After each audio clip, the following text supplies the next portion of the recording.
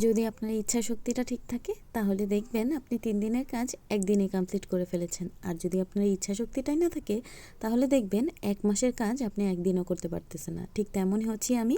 তো যাই হোক, আসসালামু আলাইকুম এভরিওয়ান, কেমন আছেন সবাই? আলহামদুলিল্লাহ, আমি তো বরাবরের মতো খুব ভালো আছি। প্রায় 2 মাস পরে আপনাদের সামনে একটা ভিডিও নিয়ে চলে আসলাম। তো যাই হোক, মানে আলসামির কারণেই কিন্তু এতদিন ভিডিও আপলোড করা হয়নি, অথচ ভিডিও করে করে কিন্তু ফোনে স্টোরেজ একেবারেই ফুল। তো যাই হোক, এটা সম্ভবত ঈদের 2য় বা 3য় দিনের ভিডিও।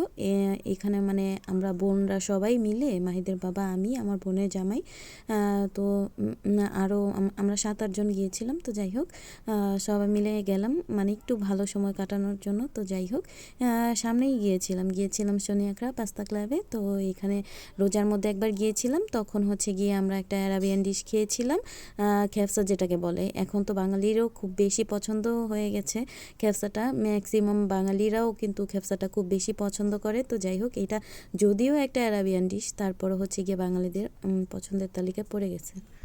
যাই হোক, তারপর কিন্তু আমরা সবাই মিলে অনেকটা মজা করে নিলাম।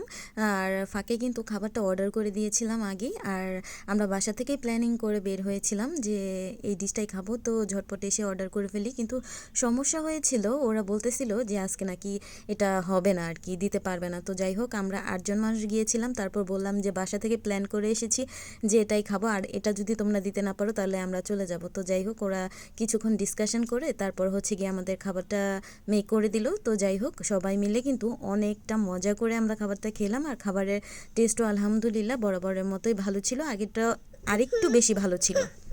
তবে এই খাবারটা খাওয়ারের ক্ষেত্রে আমার কাছে মনে হয় এটা খাওয়ার থেকে দেখতেই বেশি ভালো লাগে, এত বেশি সুন্দর লাগে খাবারটা দেখতে।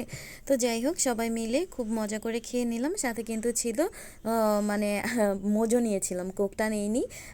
আর হচ্ছে গিয়ে এর সাথে কিন্তু ওদের ওখানে কিন্তু গেলে কিন্তু ওরা একটা ওয়েলকাম ড্রিঙ্কস হিসেবে কিন্তু জিরা পানি দেয়, আর এটা কিন্তু বেশ ভালো লাগে খেতে। তো যাই হোক, এবার মানে আমাদের ভাগ্যটা কেমন কেমন যেন হয়ে গেছিলো, ওরা বলতেছে জিরা পানিটাও নাকি শেষ হয়ে গেছে, তো আজকে আর দিতে পারবে না। তো যাই হোক, মানে বারবার বলতেছিলাম তোমরা যদি জিরা পানি না দাও তাইলে কিন্তু পরবর্তীতে আর আসবো না। তো যাই হোক, ওরা হচ্ছে গিয়ে মানে প্রথমে 3টা জিরা পানি দিছে সবাইকে, মানে শেয়ার করে খাওয়ার জন্য। পরে আবার 3টা দিয়ে গেছে, মোট 6টা দিছে। মনে হয়েছে কি 3টা দিয়েই 6টা করছে। টেস্টটা খুব বেশি ভালো ছিল না প্রথমে যে এই জিরা পানিটা দিয়েছিল। তো পরবর্তীতে ওদের দেখলাম মানে আমাদের কথাবার্তা শুনে আমাদেরকে খুশি করার জন্য পরবর্তীতে আবারও মানে আমাদেরকে জিরা পানিটা দেওয়া হয়েছিল। তো যাই হোক, পরবর্তীতে খাওয়া দাওয়া শেষ করে আম্মুকে জিজ্ঞাসা করলাম, আম্মু আপনি কিছু খাবেন?